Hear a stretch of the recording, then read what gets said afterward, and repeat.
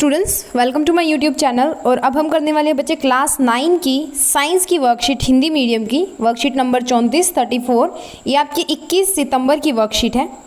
इसके अंदर हम पढ़ रहे हैं गति।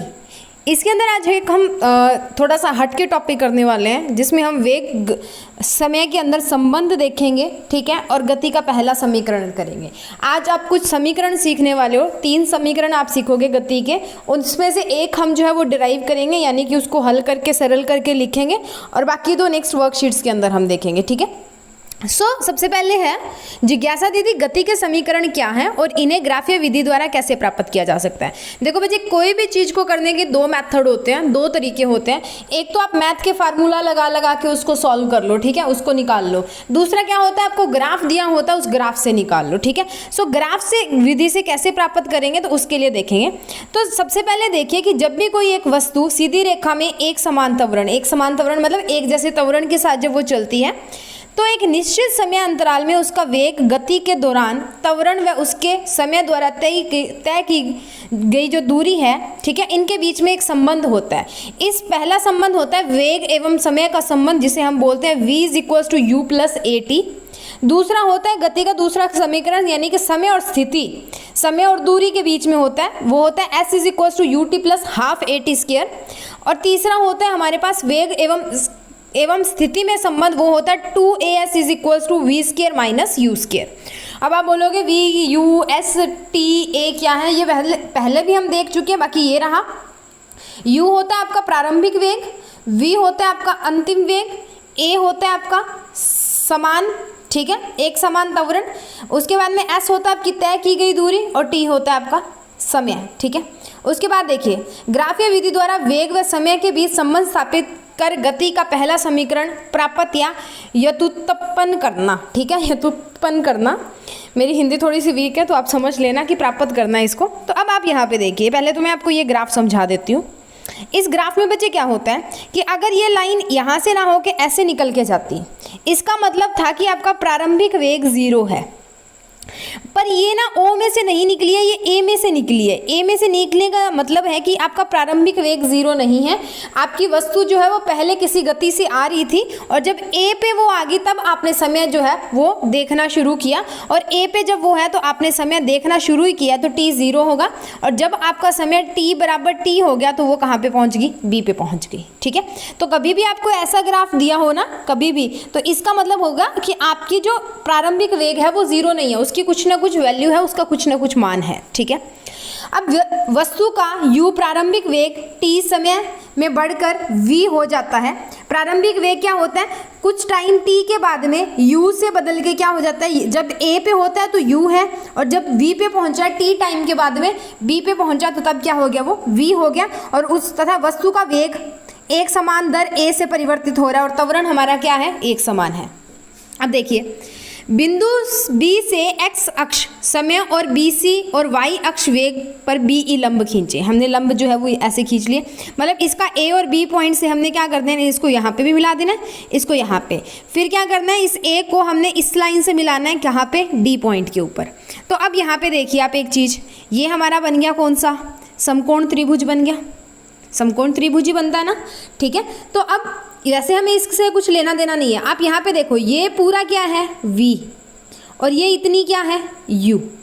तो ये वाला हिस्सा कितना आ जाएगा, पूरे v में से इतना माइनस कर देंगे तो ये वाला हिस्सा आ जाएगा, दैट इज v - u आ गया। तो ये हमें पता लग गया क्या आएगा, v - u। और ये यहाँ से यहाँ का समय कितना लगा, t, ठीक है। तो अब हमें BD पता है और AD पता है, ठीक है। तो अब यहाँ पे देखिए, वेग में परिवर्तन BD जो आएगा, BD जो हमने निकाला है वो होगा अंतिम वेग माइनस प्रारंभिक वेग। बच्चे एक चीज़ हमेशा याद रखना, वेग में जो परिवर्तन होता है ना, वो हमेशा अंतिम वेग माइनस हम कर देते हैं, घटा देते हैं उसमें से प्रारंभिक वेग, ठीक है। अब हमेशा यही लिखते होते हैं, ठीक है। तो BD क्या होगा, BC - OA, और CD और OA दोनों क्या है, बराबर है। CD और OA, ये और ये दूरी बराबर है, किसके बराबर है, U के, ठीक है, ये u के बराबर है ना। और BC किसके बराबर है, v के बराबर। तो v किसके बराबर आ गया, BD + u के। तो BD क्या है, v - u, ठीक है। अब त्वरण क्या होता है, वेग में परिवर्तन और लिया गया समय। वेग में परिवर्तन क्या है, v माइनस यू, लिया गया समय क्या था, t। तो bd लिखेंगे, bd की वैल्यू क्या थी हमारे पास, v माइनस यू, यहाँ पे v माइनस यू रखो, ये हमने t रखा, बराबर किसके आ गया, a के, तिरछी गुना कर दो, v माइनस यू किसके बराबर आ गया, at के, और v किसके बराबर आ गया, u प्लस at के, ठीक है। उसके बाद में आपको एक उदाहरण दी हुई है, किसी चलती बस का ब्रेक लगाने पर गति के विपरीत दिशा में 6 मीटर पर सेकंड से त्वरण होता है। आपको त्वरण यानी कि विपरीत दिशा में दिया है तो माइनस का 6, ये ऋणात्मक होगा आपका, ठीक है, ये दिया हुआ है। यदि बस ब्रेक लगाए जाने पर 2 सेकंड का समय लेती है रुकने में, ब्रेक लगाने के 2 सेकंड बाद में आपकी बस रुक जाती है, तो फाइनली वो रुक गई, तो उसकी जो अंतिम वेग है वो 0 हो गया। प्रारंभिक वेग जो है वो आपने निकालना है, ये कुछ आपको दिया हुआ है, ठीक है। जब भी न्यूमेरिकल करते हो बच्चे, जो उसमें दिया होता है पहले नोट डाउन कर लिया करो, लिख लिया हमने। अब जो भी आपको दिया हुआ है ना वो इस वाले फार्मूला में पुट कर दो। v हमें दिया हुआ है, a हमें दिया है, t हमें दिया है, तो वहाँ से u निकल जाएगा, ठीक है। तो वैसे ही करके इन्होंने u निकाला है, तो v is equal to U plus at जब हमने किया तो हमारे पास जो u है वो आ जाएगा 12 मीटर पर सेकेंड, ठीक है। अब उसके बाद में हमारे यहाँ कुछ क्वेश्चन, उनको देख लेते हैं, यहीं पे वर्कशीट पे करा देती हूँ, बहुत इजी वर्कशीट है आज की। पहला क्वेश्चन है गति के 3 समीकरण लिखिए। तो यहाँ से चलते हैं ऊपर, और ये रहे आपके गति के 3 समीकरण, सिर्फ आपने ये इतना लिखना है। पहला v is equal to U plus A T, दूसरा s is equal to U T plus half A T square, और तीसरा 2as is equal to V square minus U square, ठीक है। ये आ गया आपका, ये है आपका पहले क्वेश्चन का आंसर, यहाँ से आप इसको नोट डाउन कर लें, ठीक है। अब बात करते हैं दूसरे क्वेश्चन की। गति के पहले समीकरण को वेग समय ग्राफ की मदद से व्युत्पन्न करें, यानी कि प्राप्त करें। तो दूसरा क्वेश्चन ये रहा बच्चे आपका। आप यहाँ से शुरू हो जाओगे, 1 नंबर से लेके यहाँ तक आपने करना है, प्लस आपने ये वाला जो फिगर है, ये वाली जो चित्र है वो बनाना है। तो ये हो गया आपका क्वेश्चन नंबर 2, साथ साथ में लिखते जाओ, बहुत आसान वर्कशीट है आज की। उसके बाद में तीसरा क्वेश्चन है, गति के समीकरण में v, u, s, t और a क्या निरूपित करते हैं। तो ये भी हमें दिया हुआ है, आसान है, बिल्कुल आसान वर्कशीट है, सारे उत्तर इसके अंदर ही दिए हुए हैं, ये पढ़े।